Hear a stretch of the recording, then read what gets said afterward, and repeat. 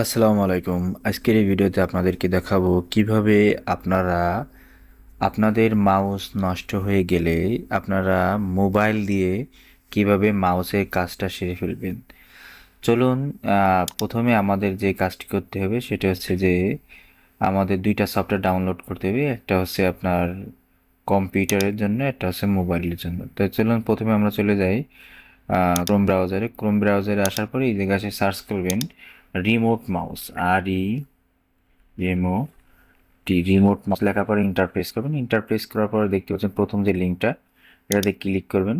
Click করার পরে কিছু সময় ওয়েট করবেন। ওয়েট করার পরে এই জায়গায় চলে আসবে, দেখতে পাচ্ছেন গেট নাও। এখানে ক্লিক, এখানে দেখেন অ্যান্ড্রয়েড, আইফোন, তোর আইপ্যাড, ম্যাকবুকে সব আছে। আপনাদের যে উইন্ডোজ ব্যবহার করতেছে উইন্ডোজে, এবং আপনার আইএস ইসের অ্যান্ড্রয়েডের আইএসও মানে এপিকে ফাইলটা এখান থেকে ডাউনলোড করে ক্লিক করলে কিন্তু ডাউনলোড হয়ে যাবে।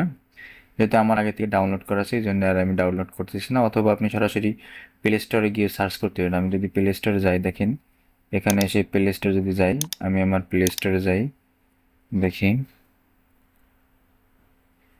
ওকে, আমি প্লে স্টোরে এখানে লিখবো প্লে স্টোর এখানে এসে সার্চ করবো যে রিমোট, সার্চ অপশন এখানে আসবো। এখানে এসে লিখবো REMOT,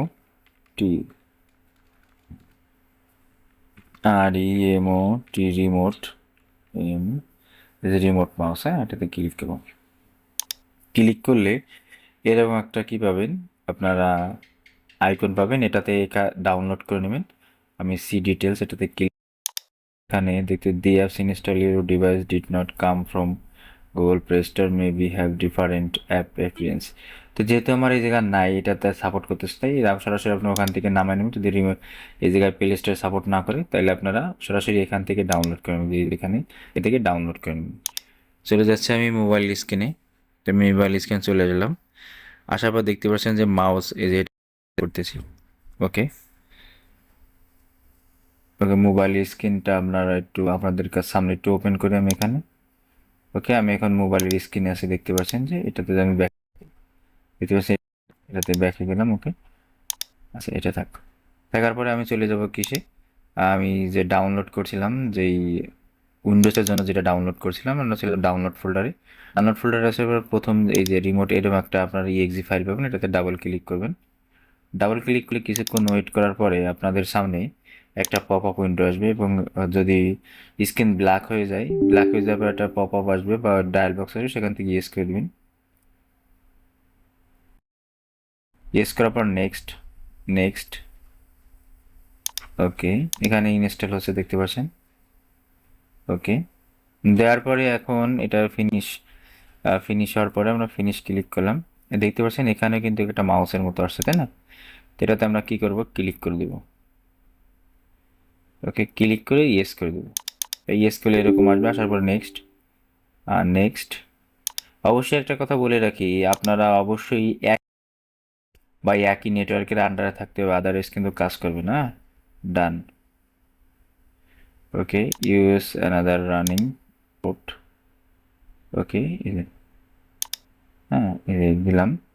এটাতে যেহেতু আমার কানেকশন এই জায়গায় আসে এই জন্য নিয়ে নিছে, হ্যাঁ, ওয়াইফাই কানেকশন আমি স্ক্রিন শেয়ার দিচ্ছি এই জন্য আসছে। তো এখানে কিছু দেওয়া আছে, টাচপ্যাড কীভাবে করে লেফট ক্লিক, রাইট ক্লিক এখানে দেখাচ্ছে আপনাদেরকে। আমি যেহেতু এখানে আমার সাথে কানেক্ট করা, এই জন্য কিন্তু এরকম চলে আসছে। আর আপনার যদি কম্পিউটার সাথে কানেক্ট করা না থাকে, সেই ক্ষেত্রে সরাসরি আপনারা ওয়াইফাই কানেকশন দিয়ে কিন্তু বা কিউআর কোড স্ক্যানার দিয়ে কিন্তু এটা স্ক্যান করে নিতে হবে। আমি এখানে নিলাম। নেওয়ার পরে দেখতে পাচ্ছেন যে এখানে কি চলে আসছে। এখানে কিন্তু এই যে আমার ইয়েটা দেখতে পাচ্ছেন। ওকে, এই যে দেখেন, হ্যাঁ, এইভাবে কিন্তু আমি কিন্তু এখন মাউস ইউজ করতেছি না, শুধু এখন এই যে মাঝের যেটা, হ্যাঁ, এটাতে ক্লিক করবেন এবং এটাতে লেফট, এটা এটা হচ্ছে কি রাইট। হ্যাঁ, দেখেন এখানে আসার পরে রিফ্রেশ দিন, এই যে রিফ্রেশ। ওকে, এগুলো কিন্তু সব কিছুই কাজ করবে। এখানে যেগুলো আছে সেগুলো কিন্তু এখানে কাজ করবে। এখন আমি যদি এখান থেকে এটা ডিসকানেক্ট করে দিই, দেখুন ডিসকানেক্ট করে দিলাম। ওকে, ডিসকানেক্ট করে দেওয়ার পর আমার এই স্ক্রিনটা চলে যাবে। চলে যাওয়ার পর আমার এটাতে আবার আমি এটা ডিসকানেক্ট করে দিই। ওকে, ওকে, আমি এটাতে আবার আসি। ওকে, ইয়েস, দেওয়ার পরে এরকম যে ওকে, হ্যাঁ, ওকে, যেহেতু আমি একই নেটওয়ার্কের আন্ডার আছি এই জন্য এরকম আসতেছে, যেহেতু এখানে আমি দেখিয়েছিলাম যে সাইফার নাম, সেটা এই যে যে সাইফার নাম আমার কম্পিউটারের যে নামটি, আমি যদি একটু দেখাই আপনাদেরকে, হ্যাঁ, আবার একটু স্ক্রিনটা দেখাই।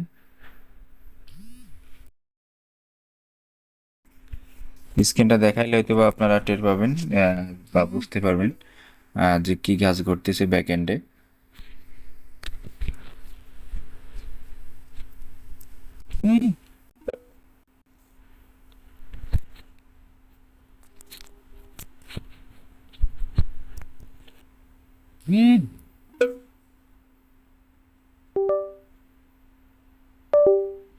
আমি একটু দিয়ে আপনাদেরকে দেখাই।